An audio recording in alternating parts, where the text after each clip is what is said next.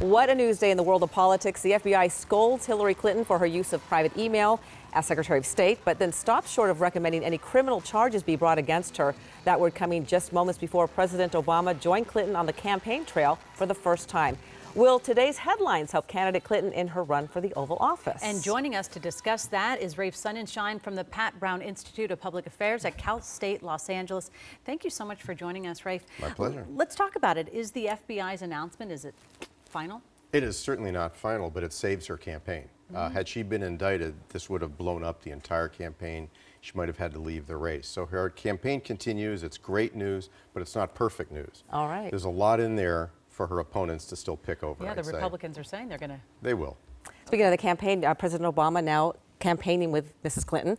And how will that help her campaign? Because he has his high approval ratings right now. Well, last year we wouldn't have thought so, but he's really moved up this year, well over 50%. But within the Democratic base, which needs to turn out, he is phenomenally popular right now.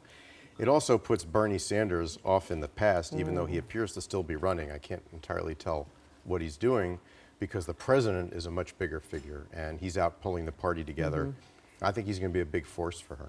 And Clinton is doing reasonably well, or at least better in the polls than Donald Trump. What do you think Donald Trump's going to do to try to stop this? Well, I think he's going to try to tell his supporters the polls aren't accurate, the polls don't matter. She has a pretty solid 5-point lead. The problem for him is after the two conventions, that could get bigger. As the parties, on the one hand, the Democrats will unite, the Republicans will probably continue to pull apart.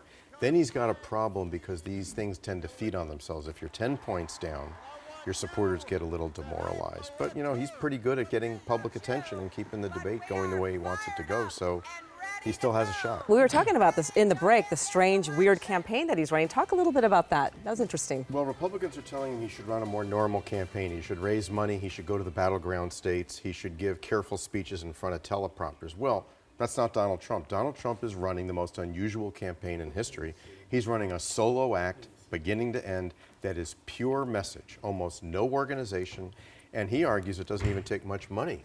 Now, if your message is strong enough, you can compete without money, without organization, against one of the strongest organizations that has ever been put together, which is the Clinton campaign. It's going to be a real test of whether this kind of campaign, which is normally an outsider, can pull that together. Interesting. We're going to talk about the conventions, but first of all, do you think any surprises? Also, who do you think they're going to, each candidate is going to choose for their VP? Well, it's a completely different type of choice. Hillary Clinton doesn't need somebody respectable.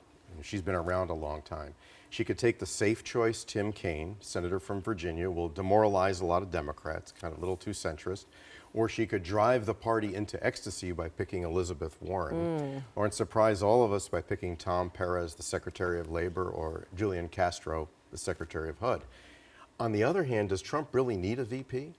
Not if you ask him. Well, think about it, that to be his VP is to be the background singer of an act that's a solo act. And you have to think, how does this affect your career?